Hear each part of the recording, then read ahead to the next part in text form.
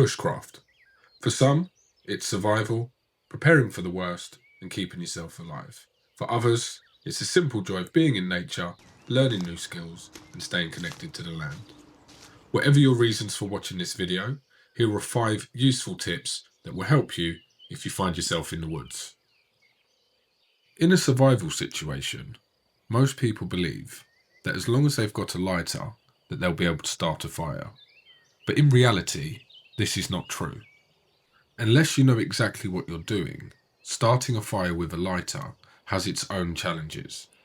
Not only that, but if you find yourself in a survival situation and you don't have any other means to start a fire, it's not going to be long until you run out of gas and can no longer start one.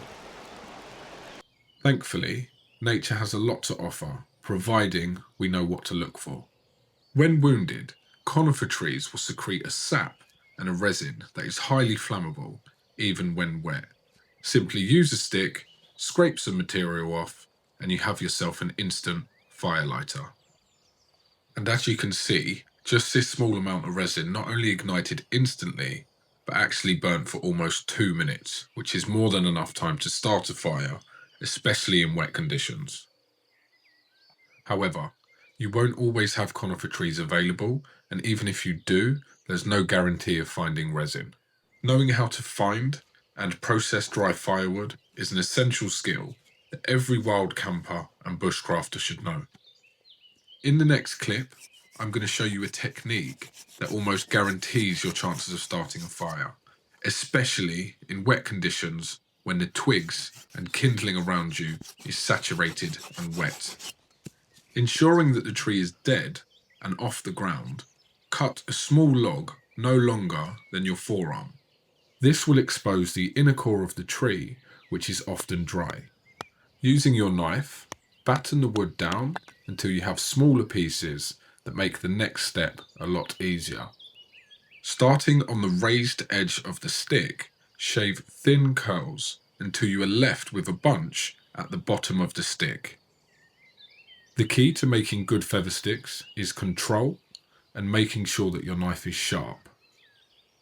The goal here is to make the shavings as thin as possible, especially when using a fire still to ignite the feather stick.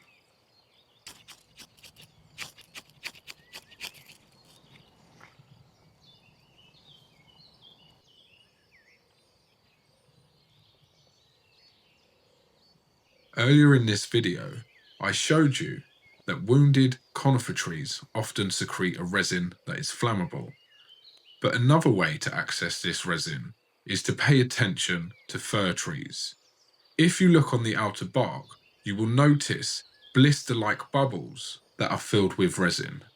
Not only is this resin also flammable, but it's said to have many medicinal properties, such as being antibacterial, antifungal, and can help you to treat minor cuts, burns, respiratory issues, but in this case, start a fire.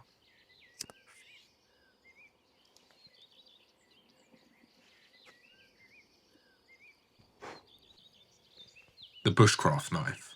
Arguably, if not the most important bit of kit for any wild camper or bushcrafter. Traditionally, having a Scandinavian grind and a full tang.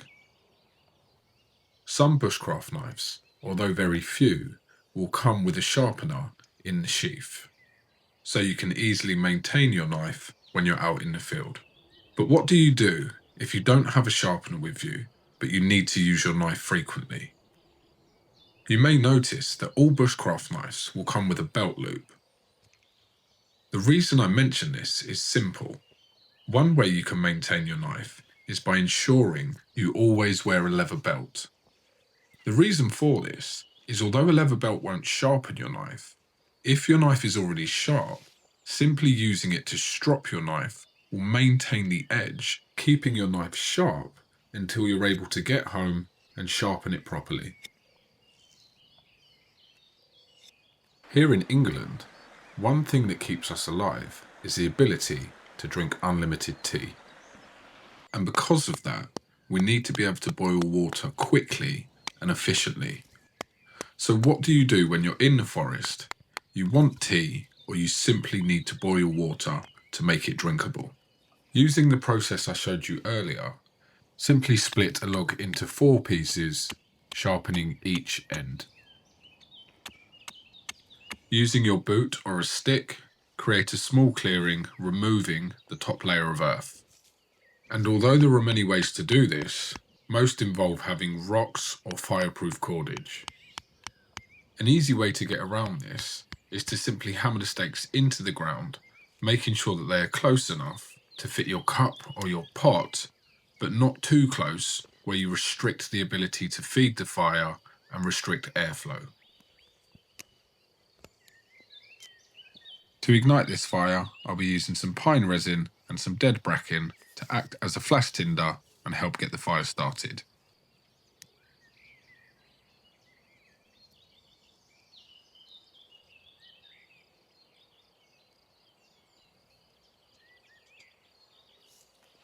If you need more heat or intensity from the fire, just simply add any sticks or twigs as additional fuel.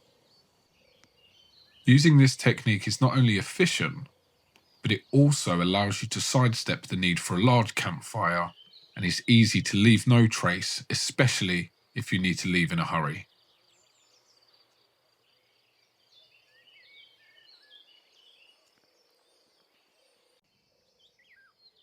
So there we have it, guys. There was a few quick and easy bushcraft and survival tips. If you're somebody that's just getting into wild camping and bushcraft, I really do hope that today was helpful for you. If you've got any questions, feel free to leave them in the comments, and please don't forget to like and subscribe to the channel, and I'll see you in the next one. Thank you.